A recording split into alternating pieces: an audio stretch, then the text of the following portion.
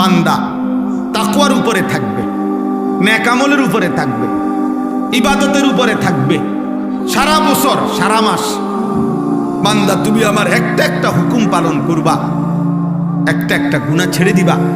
আমি তো এটা প্রতি মাসেই তোমার কাছে চাইছিলাম, কিন্তু আচ্ছা ঠিক আছে যাও। শয়তানের খপ্পরে পড়ে, নফসের ধোকায়, মনের হারাম চাহিদায় পড়ে, অসৎ পরিবেশ অসৎ সঙ্গের কারণে পড়ে হতে পারে তুমি 11 মাস আমি আল্লাহর কথায় কোনো গুরুত্ব দিতে পারো নাই, ঠিকমতো ইবাদতগুলো করো নাই, ঠিকমতো গুনাহ বর্জন করো নাই। তো ঠিক আছে বান্দা, সব বাদ দাও। আমি আল্লাহ একের সব বাদ দিলাম। আমি শুধু প্রতি বছর আমি আল্লাহ তাআলা তোমাকে এই একটা মাস দিলাম, রমজান মাস। যাও সব বাদ দিয়া তুমি গুনাহ আইয়ামাম মা'দুদাত, একেবারে গুনাহ হিসাব করা এই একটি মাস শুধু গুনাহ বর্জন করো, একটি মাস শুধু আমি আল্লাহর হুকুম পালন করো। তো 11 মাসে বা 12 মাসে আমি তোমাকে যে তাকওয়া দিতাম, মুত্তাকি বানাইতাম, এটা আমি কমাই আনলাম। 1 মাসেই আমি আল্লাহ গুনাহ ছেড়ে দিলে, নেক আমল করলে আমি তোমাকে মুত্তাকি বানিয়ে দেব। 1 মাসেই যাও, ঠিক আছে, তবুও নেও, তবুও ভালো হও, তবুও নিজেকে সাজাও। আল্লাহকে ছেড়ো না, আল্লাহকে ছাইরো না, আল্লাহকে ছাইরো না। এই মুহূর্তে পৃথিবীতে এবং বেঈমানরা সম্মিলিতভাবে মুসলমানদের বিরুদ্ধে সারা বিশ্বময় যে ঈদের ঘনঘটা চলতেছে, মূলত আক্রমণ করছে না, মূলত এই টার্গেট মুসলমান, টার্গেট ইসলাম নিশ্চিহ্ন করা, মুসলমানদেরকে নিশ্চিহ্ন করা। এই জন্য এটা সত্য কথা, এটাই।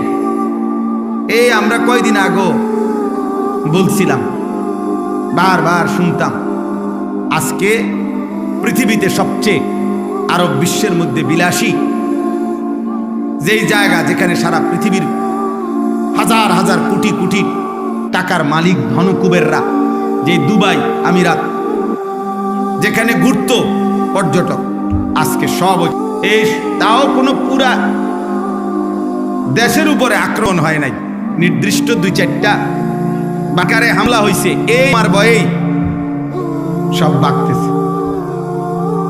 তাইলে মূলত দোস্ত, সুখ শান্তি নিরাপত্তা, অসংখ্য মানুষ মনে করে আমার বাপ বিদেশ, ভাই বিদেশ, আমার পরিবারে টাকা পয়সা আছে। ঠিক কখন, কোন দিন, 1 ঘন্টার সিদ্ধান্তে, মালিকের ইচ্ছায় সব যে এলোমেলো হয়ে যাবে, তছনছ হয়ে যাবে। রাজপ্রাসাদের ব্যক্তিটা যে বিখ্যাত থালা হাতে নিবে, তার তো কোনো নিশ্চয়তা নেই, তার তো কোনো নিশ্চয়তা নেই। কিন্তু আমরা এটা বুঝতে চাই না। আমাদের ছেলেপেলেরা এমন মাতাল, 24 ঘন্টা এরা এদের মাতলামিতেই আছে। এরা এদের মোবাইল, এদের চুল চেহারা, এদের বেনামাজি জিন্দিগি, অসভ্য জিন্দিগি, এরা এদের অসভ্যতা নিয়েই আছে। অভিভাবক সব আপনার, আমি কোম্পানিগঞ্জ বাজারে গেছি, আমি একজন ব্যবসায়ীর সাথে একটু দেখা করছি, শুধু এতটুকু বলে আসছি, ভাই আমি তারাবির পরে আমো আপনার কাছে। অর্থাৎ এই পরিমাণ মহিলা যে আরো 3-4 জন মিললে আমারে রাস্তা করে দিছে, কোন রকম আমি বাজারের ভিতরে দিয়ে বাইরে শুধু হাইটে আসছি, সব মুসলমান। আহা, সবাই ছুটছে বাজারে। কিসের অভাব? কোনো অভাব নেই। রমজান দিয়া হবে কি, রহমত মাগফিরাত আমার কি দরকার? আমার নাজাতের কি দরকার? আমার দরকার হলো জুতা, শাড়ি, গহনা, কাপড়, শার্ট, প্যান্ট, কেনাকাটা, ঈদের দিনের প্রস্তুতি। রমজান ছিল জান্নাতের প্রস্তুতি, রমজান হলো জাহান্নাম থেকে বাঁচার প্রস্তুতি, রমজান হলো নিজের আমল নামা ভারী করা নেকি দিয়ে ছিল, এটার উদ্দেশ্য। আজকে নাফরমান আমরা রমজানকে বানায় নিছি ঈদের দিনের প্রস্তুতি। একদিনের ঈদের কাপড় চোপড়ের প্রস্তুতির জন্য আমাদের রমজান, পুরা একটা মাস কেনাকাটা করে ঈদের দিনের একদিনের জুতা, শাড়ি, জামা কাপড় গহনা মানুষকে দেখাবার জন্য। এর চাইতে বড় দুর্ভাগ্য বদনসিব আর কি হইতে পারে? কোনো কিছু দিয়েই যেন আল্লাহ তাআলা যেন বলছে, বান্দা আমি একটি আমলকে 70 গুণ বানায় দিলাম। আমি আল্লাহ তাআলা আলাদা 6টি ইবাদত রমজানকে উপলক্ষ করে আরো অতিরিক্ত দিলাম। সারা বছরের ইবাদতের সাথে রমজান মাসে আল্লাহ তাআলা আমাদেরকে আরো 6টি ইবাদত অতিরিক্ত দিয়েছেন। 1 নাম্বার, পুরা 1 মাস রোজা। 2 নাম্বার, পুরা 1 মাস তারাবি। 3 নাম্বার, পুরা 1 মাস ইফতার। 4 নাম্বার, পুরা 1 মাস সাহারি মানে শেষ রাত্রের খাবার। 5 নাম্বার, রমজান মাসের শেষ দশকের এতেকাফ, মসজিদের এতেকাফ। 6 নাম্বার, রমজান মাসের শেষ দশকের বেজর রাত্রিগুলোতে শবে কদর। আল্লাহ তাআলা বলেন এই 6টি ইবাদত দিছি আমি অতিরিক্ত রমজান মাসে, এবং প্রত্যেকটার পিছনে এটা লিখে দিছি, বলে দিছি আমার নবীর জবান দিয়া, প্রত্যেকটার মধ্যে বান্দা আগ্রহী হবে তার পিছনের গুনাহ মাফ। রমজানের রোজা রাখলো, পিছনের গুনাহ মাফ। রাত্রিবেলা তারাবি পড়লো, পিছনের গুনাহ মাফ। শবে কদর তালাশ করলো, পিছনের গুনাহ মাফ। এইভাবে গুনাহ মাফ করবে। তা আল্লাহ তাআলা বলেন, বান্দা একে তো আমি আল্লাহ ভাগ করে দিলাম 1 দশক রহমত, মধ্য দশক, শেষ দশক নাজাত, জাহান্নাম থেকে মুক্তি। এক একটা আমলকে 70 গুণ বেশি বাড়ায় দিলাম। এরপরে আমি আল্লাহ তাআলা প্রত্যেকটা অতিরিক্ত আমলের বিনিময়ে পিছনের গুনাহ মাফ করে দিলাম। এত কিছু দিয়েও নাফরমানের মন গলাইতে পারে না, বরং তার কথা হলো যত কিছুই বলেন আল্লাহ আমি এর সাথে নাই। আমার এক কথা, আমি সারা বছর আমি মোবাইলে আসক্ত, আমি নারীতে আসক্ত, আমি ছবিতে আসক্ত, আমি বাজার মার্কেট শপিংয়ে আসক্ত। আমার জীবন আমার মতো, আপনার কথা মতো না, আপনার কথা মতো। আহা, আফসোসের বিষয়। রাসূলুল্লাহ সাল্লাল্লাহু আলাইহি ওয়াসাল্লাম প্রত্যেক রমজানে, বুখারী শরীফের হাদিস, প্রত্যেক রমজানে হযরত আব্দুল্লাহ ইবনে আব্বাস রাদিয়াল্লাহু তাআলা আনহুমা তিনি বর্ণনা করছেন, প্রত্যেক রমজানে প্রতি রাত্রে হযরতে জিবরাইল আলাইহিস সালাম আমাদের নবীজি সাল্লাল্লাহু আলাইহি সাল্লামের কাছে আসতেন। আর এসে বিগত বছর পর্যন্ত যেটুকু কোরআন নাজিল হয়েছে এই প্রত্যেক রাত্রে পূর্ণ কোরআন একবার জিবরাইল নবীকে শুনাইতেন, আরেকবার নবীজি জিবরাইলকে শুনাইতেন। এইভাবে প্রতি রাত্রে আলাদা। এটা তারাবিতে না, তারাবির বাহিরে 2 খতম কোরআন শরীফ, 1 খতম জিবরাইল নবীজিকে শুনাইতেন, আরেক খতম নবীজি জিবরাইলকে শুনাইতেন। এইভাবে কোরআন তেলাওয়াত করতেন। তারাবির নামাজে আবার পৃথক আল্লাহর কোরআন পূর্ণ লম্বা তেলাওয়াত করতেন। মাগরিবের নামাজের পরে আউয়াবিন 6 রাকাত ওইখানে তেলাওয়াত করতেন। তাহাজ্জুদের নামাজে 8 রাকাত সেখানে তেলাওয়াত করতেন। 5 ওয়াক্ত নামাজে কোরআনুল কারীম লম্বা তেলাওয়াত করতেন। পুরাটা রমজান এভাবে আল্লাহর নবী সাহাবায়ে কেরাম আল্লাহর কোরআন তেলাওয়াত করতেন। আর আমরা 27টা রাত্র মিলাইয়া মাত্র 1 পারা করে কোরআন শরীফ ইমাম সাহেবের পিছনে দাঁড়াইয়া পড়বে না, উনি শুধু দাঁড়াইয়া হাফেজ সাহেব খতমে কোরআন পড়বে, উনি শুধু পিছনে দাঁড়াইয়া তারাবির নামাজে শুনবে শুধু 1 পারা ডেলি। 27 দিনে মিলাইয়া 1 খতম কোরআন শরীফ হবে। দুর্ভাগা বদনসিবের কপালে এটাও জোটে না। এইটুকু পড়ার মতো শুনবার শুনবে, এই ধৈর্যটুকুও লক্ষ লক্ষ মুসল্লির নাই। ওনার শৈল্যে কুলায় না, ওনার শৈল্যে শুধু বিড়ি খানাটা কুলায়, ওনার শৈল্যে শুধু চা দহনে গপ মারন আর টেলিভিশন দেখুন আর বেডিতের লগে বাচ্চা কাচ্চার লগে গপ মারন, এটা শৈল্যে কুলায়। বুঝেন নাই কথা? 40 মিনিটের কাজ 50 মিনিটের সময় ধৈর্য কুলান। না পারতাম, এক কথা শেষ। কি লেগে পারতাম না। লক্ষ লক্ষ হাজার হাজার মসজিদে খতমে তারাবি হয় না। খতমে তারাবি ওই 20 মিনিট 20 রাকাত টার্গেট দিয়ে দিছে, যত তাড়াতাড়ি পারবে। আপনি বুঝানোর দরকার নাই, আমরা মুসল্লি বুঝারও দরকার নাই, ফেরেশতা বুঝারও দরকার নাই, জিনে বুঝারও দরকার নাই, কেউই বুঝার দরকার নেই। কারণ এটা তো আসলে কোনো কিচ্ছু না, এটা দিয়ে কিচ্ছু হইতে যাইতো না।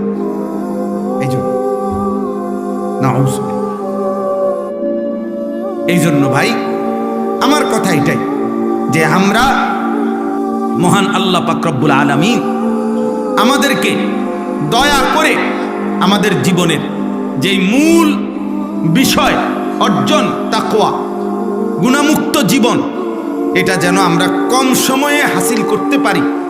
এই জন্য আল্লাহ তাআলা আমাদেরকে রমজান দিয়েছিলেন। কিন্তু আমরা যদি রমজান কদর না করি তাহলে এর চাইতে বড় দুর্ভাগ্য আমাদের কপালে আর কিছুই হইতে পারে। এই জন্য আপনাদের কাছে অনুরোধ, আপনারা আপনাদের ছেলেদেরকে মসজিদমুখী করেন, আপনারা আপনাদের মহিলাদেরকে নামাজের মুসল্লায় বসান, আপনারা আপনাদের মহিলাদেরকে আল্লাহর দোহাই আপনারা বাজার থেকে ফিরান, আপনারা বাজার থেকে ফিরান।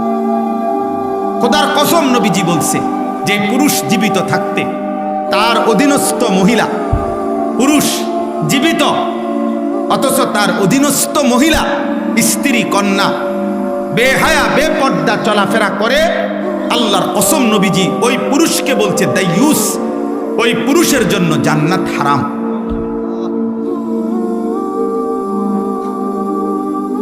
এটা মনে রাখতে হবে বাপ। দাইয়ুস বলা হয় মহিলাকে না। আমাদের সমাজে অনেক মানুষ বুঝে না এটা, মানুষে কথা কথা বেড়িতে কয় তাই একটা দাইয়ুস মহিলা। না না না, মহিলা দাইয়ুস হয় না। দাইয়ুস পুরুষকে বলে, পুরুষ যেই পুরুষের অধীনস্থ নারী বেপর্দা, যেই পুরুষের অধীনস্থ নারী বেহায়া, যেই পুরুষের অধীনস্থ নারী বেপর্দা চলাফেরা করে, ওই পুরুষকে বলে দাইয়ুস। ওই পুরুষের জন্য জান্নাত হারাম। কথা বুঝছেন আমার কথাটা আপনারা? ওই পুরুষের জন্য কি হারাম? স্বামী বাইচা আছে, স্ত্রী বেপর্দা, বাবা বাইচা আছে, মেয়ে বেপর্দা, এই যার অধীনে নারী বেপর্দা, ওই ব্যক্তিটা, ওই পুরুষটা হলো দাইয়ুস, তার জন্য জান্নাত হারাম। তো মহিলার জন্য তারও আগেই নাই।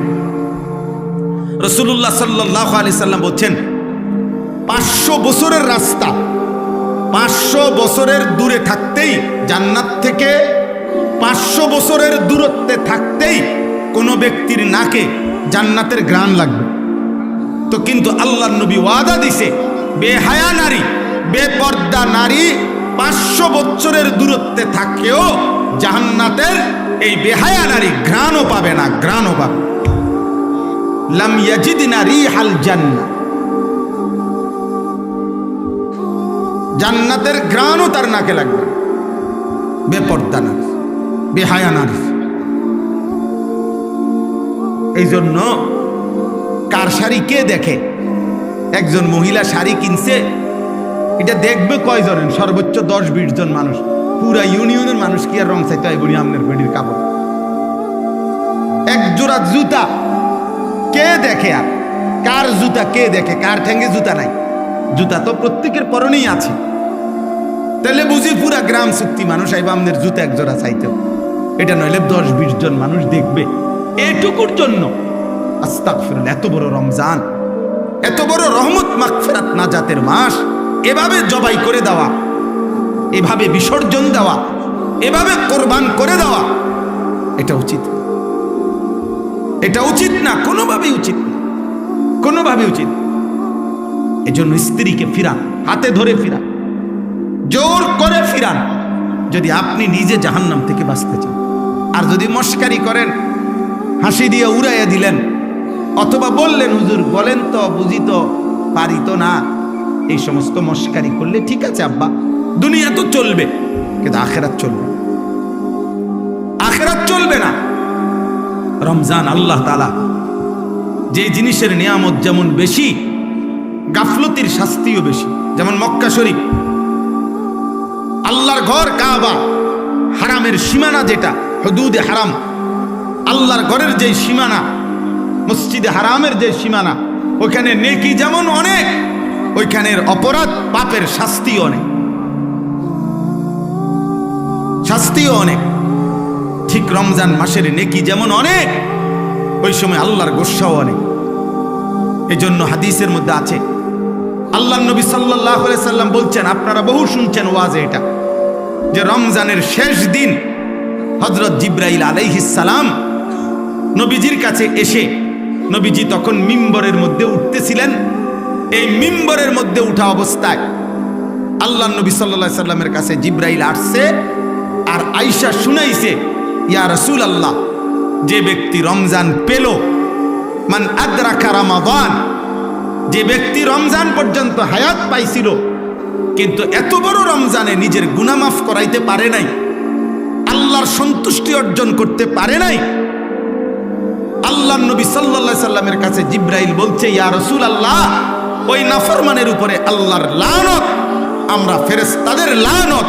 নবীজি বলছে আমিন, মানে আমি মুহাম্মদেরও লানত। যা তোর উপরে আল্লাহর লানত পড়ুক, তোর উপরে ফেরেশতার লানত পড়ুক, তোর উপরে আমি নবী মুহাম্মদের লানত পড়ুক, লানত তোর উপরে।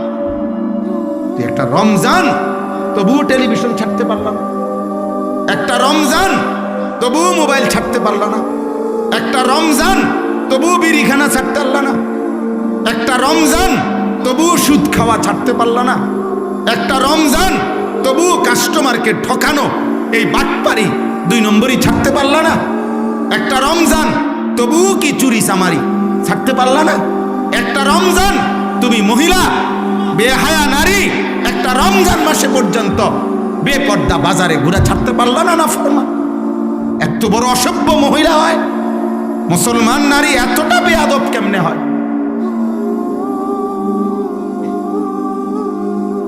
এতটা অসভ্য কেমনে হয় বলেন? এজন্য আল্লাহ রসুল বলছে, জিবরাইল আয়েশা বলে গেছে, ইয়া রাসূলুল্লাহ, লানত, তার উপরে লানত। তো যার উপরে আল্লাহর লানত, তারে রমজানে নেকি দিবে কে? যার উপরে নবীর লানত, যার উপরে ফেরেশতাদের লানত, তাকে নেকি দিবে কে বলেন? রাসূলুল্লাহ সাল্লাল্লাহু আলাইহি ওয়াসাল্লাম বলেছেন, মান লাম ইয়াদা কাওলা যুর ওয়াল আমালা বিহি ফালাইসা লিল্লাহি হাজাতুন আন ইয়াদা তাআমাহু ওয়া শারাবাহু। নবীজি বলেন, রমজান মাস যে ব্যক্তি রোজা রেখে মিথ্যা কথা, মিথ্যা আচরণ, গুনার আচরণ ছাড়তে পারে নাই, আল্লাহ রসুল বলছে, ওই নাফরমান তোর বেটা খাদ্য এবং পানি থেকে বিরত থাকার কোনোই প্রয়োজন আল্লাহর কাছে নাই, যা তোর রোজা তোর মুখে ছুতে পারে, তোর রোজা তোর মুখে ছুঁড়ে মারছে। নবীজি বলছে, যা বেটা, তুই ভাত খাইলে কি না খাইলে কি, তুমি পানি পান করিলেই কি না করলে কি। আল্লাহ রাসূল সাল্লাল্লাহু আলাইহি সাল্লাম বলছে, আল্লাহ নবী সাল্লাল্লাহু আলাইহি সাল্লাম বলছে, আসসিয়ামু জুন্নাতুন, হে আমার উম্মত, রোজা হচ্ছে ঢাল, গুনাহ থেকে বাঁচার ঢাল স্বরূপ। তলোয়ারের সাথে যেরকম ঢাল থাকে, ফালা ইয়ারফুস ওয়ালা ইয়াসখাব, অতএব রোজা রেখে কেউ একটা অশ্লীল কাজ, গুনার কাজ করো না, কাউকে গালি দিও না, মন্দ বলো না। ওয়া ইনিমরুন কাতালাহু আও শাতামাহু ফালিয়াকুল ইন্নিমরুন সাইম মাররাতাইন। নবীজি বলছে, হে ঈমানদার, রোজা অবস্থায় কেউ যদি তোমাকে গালি দেয়, কেউ যদি তোমাকে ঝগড়া করতে আসে, এমনকি লড়াই করতে আসে, যে কোনো রকমের, তুমি তাকে এক কথা 2 বার বলে দিও যে আমি রোজাদার, আমি রোজাদার ভাই, আমি তোমার সাথে ঝগড়াও করব না, আমি তোমার সাথে লড়াইও করব না, আমি তোমার গালির উত্তরও দেব না, তুমি যা মন চায় তাই বলো, আমি রোজাদার, আমি রোজাদার। কোরআনুল কারীমের মধ্যে আছে, হযরত জাকারিয়া আলাইহিস সালামকে আল্লাহ তাআলা রোজা রাখতে বলছেন, হযরত মরিয়ম আলাইহিস সালামকে আল্লাহ তাআলা রোজা রাখতে বলেছেন। কোন ব্যক্তির আল্লাহর পাকের অনুগত বান্দা হওয়া, তিনি যে আল্লাহর হুকুমে চলে, এটার প্রমাণ হিসাবে একটা চিহ্ন আল্লাহ তাআলা আদেশ করছেন, আপনি রোজা রাখেন। রোজাদার আল্লাহর প্রিয় বান্দা, রোজাদারের জন্য আল্লাহ তাআলা জান্নাতে আলাদা দরজা রাখছেন, ইউকালু লাহুর রায়্যান ইয়াদখুলুহুস সাইমুন। রোজাদারগণ শুধু ওই জান্নাতে ওই দরজা দিয়ে ঢুকবে। রোজাদার ঢুকা হলে অন্য কোনো বান্দা, অন্য কোনো ব্যক্তি ওই দরজা দিয়ে ঢুকতে পারবে না। রোজাদার, আর রোজা আল্লাহ তাআলার সিফাত, রোজা আল্লাহর সিফাত, অর্থাৎ খানা না খাওয়া, পানি পান না করা, স্ত্রীর সাথে মিলিত না হওয়া, এটা আল্লাহর সিফাত, আল্লাহর বৈশিষ্ট্য। আল্লাহ খায় না, আল্লাহ পান করে না, আল্লাহ স্ত্রী গ্রহণ করে না। তা আল্লাহ তাআলা বলে, বান্দা যখন কিছুক্ষণের জন্য আমার রঙে রঙিন হয়, তো বান্দার এই আমলের বিনিময় আমি আল্লাহ নিজ হাতে দিই। আস-সাওমু লি ওয়া আনা আজজি বিহি, আমি বিনিময় দিয়ে থাকি। আর কোন হাদিসে আছে, কোন রেওয়ায়াতে আছে ওয়া আনা উজজা বিহি, অর্থ হইল রোজাদারের বিনিময় আমি আল্লাহ নিজেই, আমি তোর যা বান্দা, যা লাগে নিস। কত বড় ফজিলত, কত বড় সুযোগ ছিল, কত বড়। আল্লাহ তাআলা নবী সাল্লাল্লাহু আলাইহি সাল্লামের মাধ্যমে শুনাইছেন এটা। রোজাদারের এত মর্যাদা বলছেন, এত মর্যাদা বলছেন। সেই রমজান মাসেও যদি কেউ 5 ওয়াক্ত নামাজ না পড়ে, আপনি তার কপালটা কেমন কপাল! আহ আয় হায় হায়, আপনাদের ওই সন্তানের কি হবে, আপনাদের ওই ছেলে মেয়ের কি হবে! আয় হায়, এই অসভ্য, এই বেয়াদব, এই খায় আর পেশাব করে আর পায়খানা করে আর ঘুম যায়। আয় হায়, এই জন্তু জানোয়ারের জীবন। এক বেলা খায়, আরেক বেলা ঘুম যায়, আরেক বেলা পেশাব পায়খানা করে, এতটুকুই রাত পার করে, এভাবেই দিন পার করে। এ তো জানোয়ারের জীবন, এ তো জন্তু জানোয়ারের জীবন, হাইওয়ানের জীবন, গরু গাধার জীবন। মুমিন মানে তো যে ইবাদত করে, মুসলমান মানে তো যে আল্লাহকে চেনে, ইমানদার মানে তো যে আখিরাতকে চেনে। আরে ওই দিন কিতাবে পড়ছি, একজন বিখ্যাত বুজুর্গ ছিলেন হযরত সুফিয়ান সাউরি রাহমাতুল্লাহি আলাইহি। আশ্চর্য, উনি একদিন ভালো খানা খাইছে, রাত্রেবেলা খানাটা একটু বেশি খাইছে, স্বাদ লাগছে, তো খাইয়াই আবার খানা খাইয়া বলতেছে, হায় শোনো, যেই গাধাকে বেশি খাওয়ায় মালিক তার থেকে কাজও বেশি নেয়। তো আমি গাধারে যেহেতু আমার মালিক আজকে বেশি খাওয়াইছে, যা আজকে রাত্র আর ঘুমাইতাম না, ফজর পর্যন্ত তো সারা রাত্র নফল ইবাদতের মধ্যেই ছিল, কেন বেশি খাইলাম? এবং উদাহরণ দিছে নিজে, যে গাধাকে তার মালিক ভালো খাওয়াইলে কামও বেশি নেয়। আমার মালিক যেহেতু আজকে আমার ভালো খাওয়াইছে, বেশি খাওয়াইছে, যা আমি আজকে আমার মালিকের গোলামি বেশি করব। এমন ছিল বুজুর্গান, এমন ছিলেন ইমামে আজম আবু হানিফা রাহমাতুল্লাহি আলাইহি। 61 খতম কোরআনুল কারীম রমজান মাসে পড়তেন, প্রতিদিন 2 খতম আলাদা, আর তারাবিতে মোট 1 খতম। ইমাম মালিক রাহমাতুল্লাহি আলাইহি রমজান মাস আসলে পৃথিবীর সব কাজ বন্ধ করে দিতেন। রমজান মাস আসলে শুধু কোরআনুল কারীম, জিকির, তেলাওয়াত, ইবাদতে লেগে থাকতেন। রমজান মানে মুমিনের জন্য। মনে রাখবেন, যার মৃত্যু হবে, যার কবর আছে, যার আখিরাত আছে, যার ফুলসিরাত আছে, যার আমলনামা আছে, যার ভিতরে আছে যে আমাকে আল্লাহর সামনে হিসাব দিতে হবে, তার জন্য রমজান ভিন্ন কিছু, আলাদা কিছু, অনেক কিছু। আর যেই নাফরমান শুধু খায়, ঘুম যায় আর পেশাব করে আর দুনিয়া ভোগ করে, তার জন্য রমজান কিছুই না। মুমিনের রমজান আলাদা। এই জন্য আল্লাহ নবী সাল্লাল্লাহু আলাইহি সাল্লাম 2 মাস রমজানের আগে রমজানের জন্য দোয়া করতেন। কি খামখেয়ালি কথা! এত আশা করতেন, কেন এত আশা? এই জন্য আমি লম্বা করতে চাই না, আমার কথা এটাই আপনাদের প্রত্যেকের কাছে, ছেলেরা, বাবা তোমাদের কাছে, আব্বা তোমরা এমন সুন্দর জীবন নষ্ট করে, সারা পৃথিবী উত্তপ্ত, বারবার কিন্তু ধাক্কা লাগে, মনে রাখো ভাই, সুখের জীবন কমে আসতেছে, ফুর্তির জীবন কমে আসতেছে। কালকে খবরে দেখলাম দুবাই থেকে প্রাইভেট জেট, মানে প্রাইভেট বিমান দিয়া কেউ ইউরোপ যাইতে হইলে শুধু বিমান ভাড়া প্রায় 1 কোটি টাকার উপর, 1 কোটি টাকার কাছাকাছি।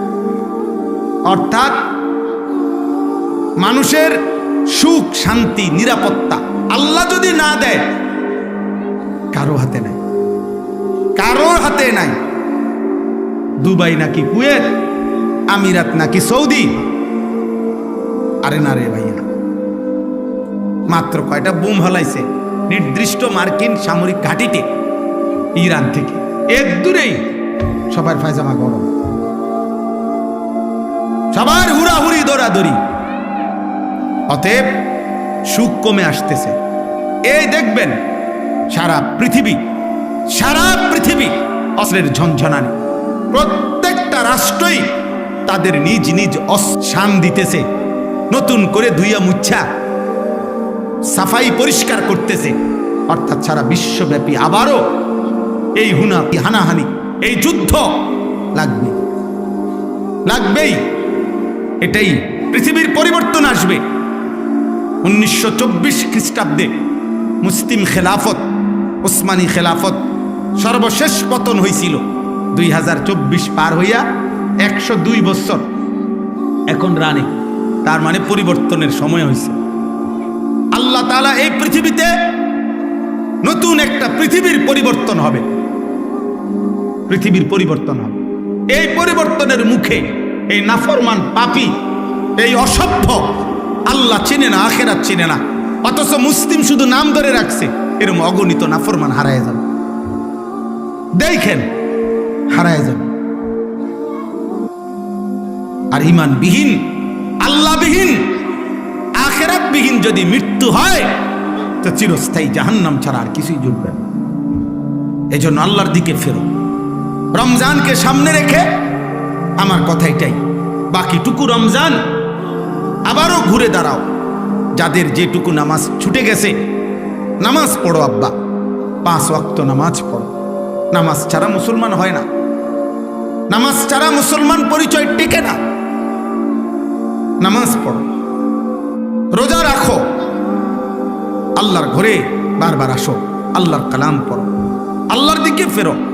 আমরা মুসলমানের জন্য পৃথিবীর কারো কাছে, কোন সংস্থা, কারো কাছে খোদার কসম আমাদের কোনো নিরাপত্তা নাই।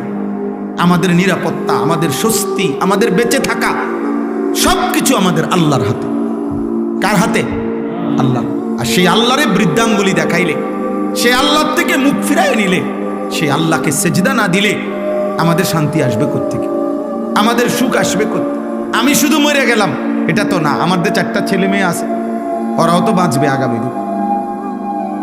আপনি শুধু মরে গেলেন, আপনার নাতি নাতনি আছে না, তো ওরা আগামীর পৃথিবীতে যদি নিরাপদে থাকতে না পারে। এই জন্য দয়া করে রমজান মাস বেশি বেশি দোয়া করেন, রমজান মাস আল্লাহর দিকে ফিরেন। শুধুমাত্র দুনিয়া ভোগ করা এটা জানোয়ারের জীবন। আবারও বলছি, শুধুমাত্র দুনিয়া ভোগ করা এটা কাফের বেঈমানের জীবন।